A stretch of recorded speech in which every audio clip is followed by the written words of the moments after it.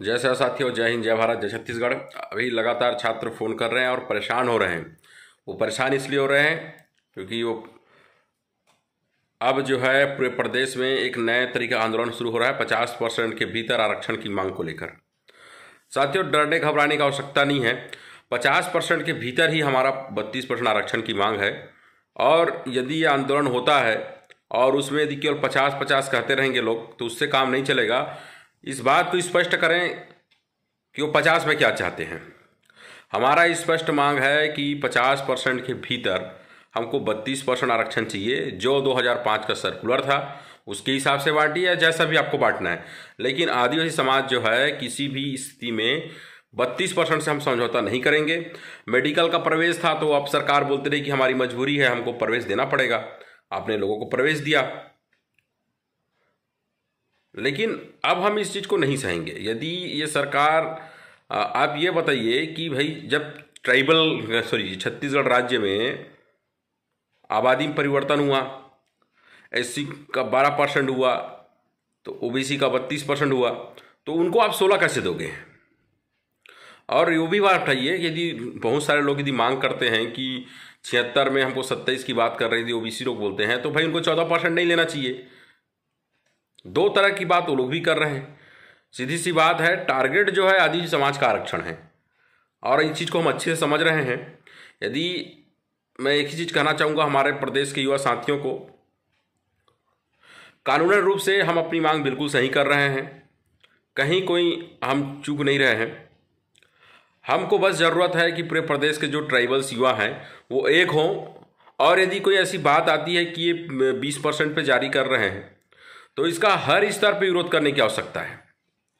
और जितने भी युवा साथी हैं वो तो स्पष्ट इस बात को समझिए, और साथ ही साथ ज़्यादा से ज़्यादा मैसेज को शेयर करिए कि भैया 50% के भीतर ही हमारा 32% आरक्षण का मांग है, और जो भी हमको आरक्षण देना है 32% आरक्षण को 50 के भीतर चाहिए, और इससे कम हमको आरक्षण चाहिए, मतलब चाहिए ही नहीं। भले ज़्यादा हो जाएगा लेकिन कम नहीं लेना है हमको, क्योंकि देखिए इस राज्य का निर्माण ही ट्राइबल के नाम से हुआ। ओबीसी को कोई आरक्षण का कोई प्रावधान वाला बात ही नहीं है।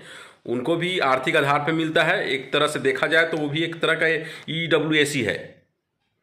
जो जातिगत आरक्षण है केवल एसटी और एससी को है, तो हमको जो जातिगत आरक्षण है हमारे जनसंख्या के जो हिसाब है हमको वही चाहिए, और डरने घबराने की आवश्यकता नहीं है। यदि इस तरह से यदि किसी भी आंदोलन में यदि केवल 50 के भीतर का बात यदि लिख रहे हैं और हमारी बात को नहीं कर रहे हैं तो हमको इस आंदोलन से दूरी बना के रखना है। हमको 50% के भीतर जो है हमको 32% आरक्षण चाहिए, या स्पष्ट समझ लें।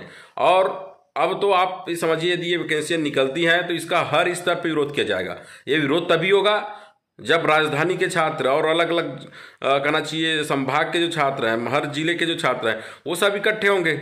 और सबसे ज़्यादा जरूरत तो है कि भाई राजधानी के छात्र पहले देखो, रायपुर राजधानी में कम से कम कहना चाहिए 10-12 हॉस्टल्स हैं, वहाँ पूरे जो है पीजी यूजी पीजी के छात्र हैं।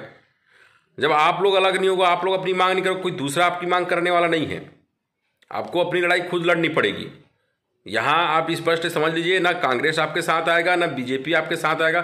सबको ओबीसी वोट बैंक की राजनीति करनी है।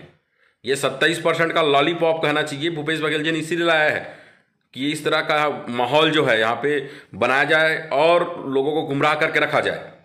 उनका पता नहीं कौन सा मतलब वो द्वेष रखते हैं आदिवासी समाज से। लगातार आदिवासी समाज को नई वो आरक्षण दे रहे हैं, नई प्रमोशन दे रहे हैं, नई स्थानीय आरक्षण दे रहे हैं। और जो लोग कहते हैं कि कांग्रेस अच्छी है वो डूब मरो, किसी गड्ढे में जाके डूब मरो, क्योंकि इनको वोट देना मतलब अपनी हत्या करवाना है।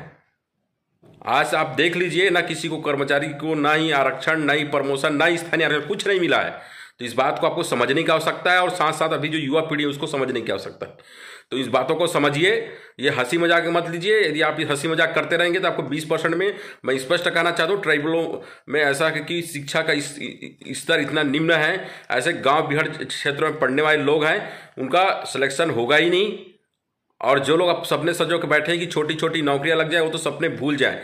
पहले हम लोग विरोध करते थे कि आउटसोर्सिंग हो रहा है, बस्तर में आउटसोर्सिंग हो रहा है और सरगुजा में आउटसोर्सिंग हो रहा है। अब तो सारी भर्तियां आउटसोर्सिंग से करने की इनका प्लान है, क्योंकि वहां तो आरक्षण है ही नहीं। जो स्थानीय आरक्षण, जो ट्राइबलों को कम से कम 70-75% उनको आरक्षण था, वो खत्म कर दिया गया है।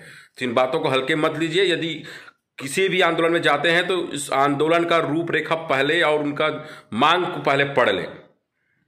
तो तभी जाए और तभी समर्थन करें। और स्पष्ट ही समझिए, जब तक 32% आरक्षण की बात 50 के भीतर नहीं करते हैं, जब तक वो स्थानीय आरक्षण की बात नहीं करते हैं और कहें जो नौकरी में प्रमोशन की बात नहीं करते, इन सब विषयों को लेकर ही आप जाइए, क्योंकि ये सब चीज़ एक दूसरे से जुड़े हुए हैं और लगातार आज वही समाज के साथ ही सरकार जो है अत्याचार कर रही है। तो सजग रहिए, जागरूक रहिए और लगातार अपने साथियों को ये बातें बताते रहिए। धन्यवाद साथियों।